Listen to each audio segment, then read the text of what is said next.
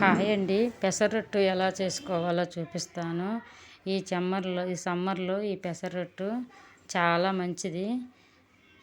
ఎప్పటికప్పుడు చేసుకోవచ్చు దోశ ఇది.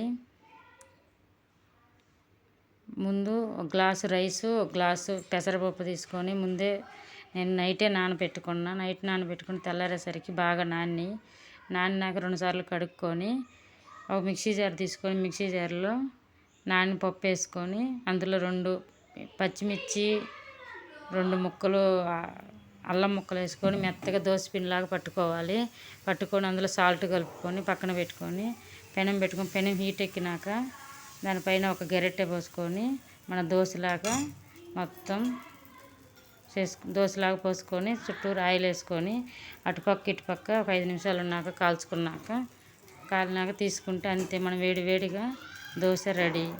పెసరట్టు దోశ కమ్మనైన చట్నీతో తింటే చాలా బాగుంటుంది.